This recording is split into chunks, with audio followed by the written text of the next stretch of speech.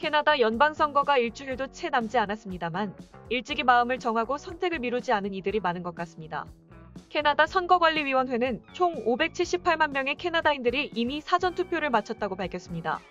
이는 2019년의 사전투표수보다 18.46% 증가한 수입니다. 사전투표는 지난 9월 10일부터 13일까지 4일간 실시된 바 있습니다. 발표된 총 투표수는 추정치일 뿐이며 아직 모든 투표소가 보고되지 않았을 수도 있어 투표자가 이보다 더 많을 가능성도 있습니다. 스페탄 페로 선거대책본부장은 투표에 참여해준 이들과 선거운동원들에게 감사의 말을 전하고 아직 투표하지 않은 캐나다 주민들에게 9월 20일 투표를 통해 민주주의에 기여할 기회가 남아있다며 투표를 독려했습니다.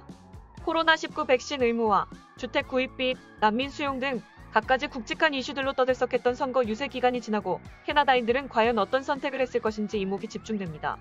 한편 이번 연방 총선은 원래대로라면 2023년 10월에 열려야 했을 선거입니다만 지난 8월 주스틴 트루도 총리의 의회 해산 요청에 따라 2년 앞당겨진 것입니다. 이는 선거를 통해 자유당이 과반석이 되지 못한 현재의 의석 구조를 바꿔 더욱 수월한 법안 통과를 빼앗기 위함이라는 견해가 주를 이룹니다.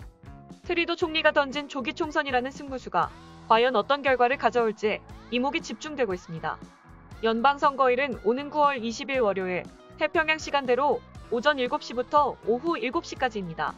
투표 장소는 링크를 확인해 주시길 바랍니다. 다음 뉴스입니다.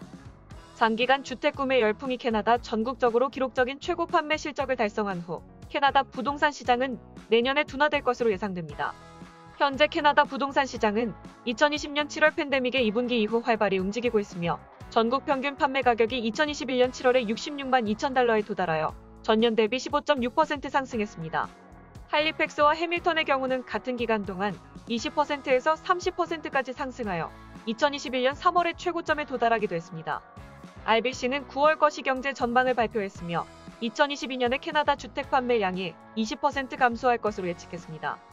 상당한 하락에도 불구하고 판매 수는 여전히 10년 평균 이상일 것으로 나타났습니다. 치열한 경쟁으로 인해 지난해 캐나다 전국 부동산 가격이 급등했지만 RBC는 이 상승폭이 둔화되어 완만한 속도로 가격이 오를 것으로 내다보고 있습니다. 지난 1년 동안 많은 주택 전문가들이 말한 것과 같이 RBC는 가격이 안정될 수 있도록 시장에 공급되는 주택의 공급을 늘리는 것이 중요하다고 강조했습니다. 다음 뉴스입니다. BC주가 코로나19 백신의 3차 접종을 곧 시작할 것으로 보입니다. 월요일 보니 헨리 BC주 보건관은 기자회견에서 약 15,000명을 대상으로 3차 접종에 대한 안내를 문자나 이메일로 발송할 것이라고 밝혔습니다. 또한 3차 접종 초대를 받을 이들은 봄에 1차 접종을 우선적으로 맞은 사람들 중 선별할 것이라고 전했습니다. 이들은 면역력이 취약한 사람들로 장기 이식을 받은 사람, 혈액암이나 림프종의 치료를 받고 있는 사람, 면역 억제제를 2020년 1월부터 먹고 있는 사람, 골수 이식이나 줄기세포 이식을 받은 사람, 그 외 다른 면역 결여증을 가지고 있는 사람 등이 포함됩니다. 이는 캐나다의 국가면역자문위원회가 면역력이 손상된 이들은 건강한 이들이 2차 접종을 받은 후 보이는 만큼의 면역 반응을 가지기 위해 3차 접종을 해야 한다고 지침을 전달한 후 결정되었습니다. 본인은 이 3차 접종에 부스터샷과는 구분되어야 한다고 밝히며 대부분의 사람들에게 3차 접종은 예방주사의 반응을 더 이끌어내는 또는 더 오래 지속시켜주는 부스터 접종에 해당되지만 면역력이 손상된 이들에게는 다르다고 전했습니다. 연구들에 의하면 이렇듯 면역력이 심하게 손상된 사람들은 2차 접종 후에도 항체를 0%에서 10%까지 밖에 생성하지 못하나 3차 접종이 이를 크게 50%까지 끌어올릴 수 있는 것으로 밝혔습니다. 또한 본인은 이러한 사람들은 3차 접종 후에도 코로나19에 노출되지 않도록 최대한 주의를 기울여야 한다고 당부했습니다. 다음 뉴스입니다. 브리티시 콜럼비아 주정부는 북부 지역의 의료 종사자 확충을 위해 북부 지역에 지원하는 간호사 및 기타 의료 전문가들에게 자녀 보육 및 주택, 여행 지원과 같은 인센티브를 제공하고 있습니다. 에드리안 딕스 보건부 장관은 많은 지역에서 특히 간호사 부족 현상을 겪고 있다. 많은 의료 종사자들이 북쪽으로 이동할 수 있도록 독려하는 것이 목표라고 말했습니다. 하지만 그는 지방 커뮤니티의 의사 및 의료 전문가들의 비대면 진료 프로그램이 언제 시작될 것인지에 대한 타임라인을 제공하지 않았습니다. 딕스 장관은 북부 보건 지역은 가장 많은 확진자가 발생하고 있어 의료 인력 문제가 악화되고 있고 신규 채용 역시 어려운 시점이라고 말했습니다. 그는 주정부의 최우선 과제는 다음 달 26일부터 시행하는 모든 의료 종사자의 백신 접종 의무화를 완료하는 것이다. 이는 인력 부족이 발생할 수 있는 의료시설의 코로나 발병 사태가 발생하지 않도록 예방하기 위한 것이라고 말했습니다.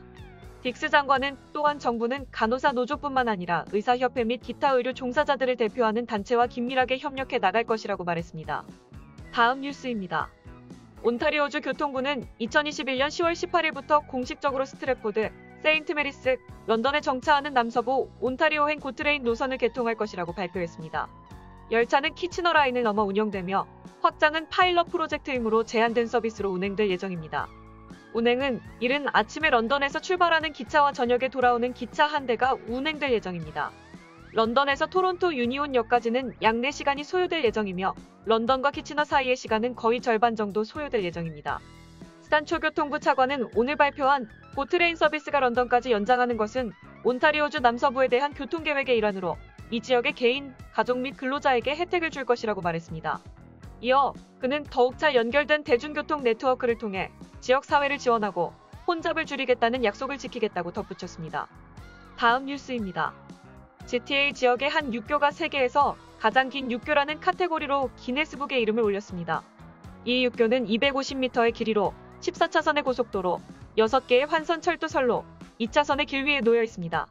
남쪽의 피커링 고역과 북쪽의 더람 지역 최대 쇼핑몰을 잇고 있는데요. 해당 육교는 2018년에 완성되어 비교적 최근 공개되었지만 밤이면 다리를 비추는 화려한 300개의 LED 조명과 큰 크기로 바로 존재감을 나타내고 있습니다. 2019년 이 GTA 육교는 터널 및 다리 부문에서 피커링 도시 디자인상과 엔지니어링 뉴스 레코드 글로벌 베스트 프로젝트상을 수상했습니다. 이 육교를 건너실 기회가 있다면 직접 기네스 기록을 보유한 다리를 체험하고 있다는 사실을 기억해 주시기 바랍니다. 다음 뉴스입니다. 알버타 주정부가 9월 16일부터 카드 형태의 코로나19 백신 접종 인증서를 제공하겠다고 밝혔습니다. 알버타의 마이헬스 포털에서 다운로드가 가능하며 기존의 문서 형태와는 달리 프린트해서 간편하게 들고 다니거나 핸드폰 혹은 타블렛 액정으로 보여주는 것이 가능합니다. 카드에는 이름, 생년월일, 성별 등의 개인정보와 백신 접종을 받은 일자 및 백신의 종류가 표기될 예정입니다. 알버타 주정부는 추후 더욱 간편하고 안전하게 백신 접종 기록에 접근할 수 있도록 QR코드 형태의 인증서 역시 개발하겠다고 밝혔습니다. 알버타의 마이헬스는 디지털로 본인의 의료 기록을 열람할 수 있는 알버타 거주민 전용 포털입니다. 알버타 헬스 서비스는 연휴나 대규모 이벤트 전에는 많은 접속량으로 웹사이트가 다운될 수 있으니 필요한 사람들은 미리 마이헬스에 접속해 인증서를 다운로드할 것을 권장했습니다. 한편 QR코드 형태의 백신 접종 인증서를 도입하겠다는 발표가 있은 뒤로 알버타 내에서는 알버타 역시 백신 여권을 도입하게 될 것인지에 대한 논의가 뜨겁습니다. 현재 퀘벡과 브리티시 컬럼비아는 이미 백신 여권을 도입했으며 온타리오의 경우 9월 22일에 도입할 예정인데요. 알버타 보건부 장관 타일러 샨드로는 이에 대해 아직 백신 여권의 장단점을 비교해보고 있는 중이라고 전했습니다.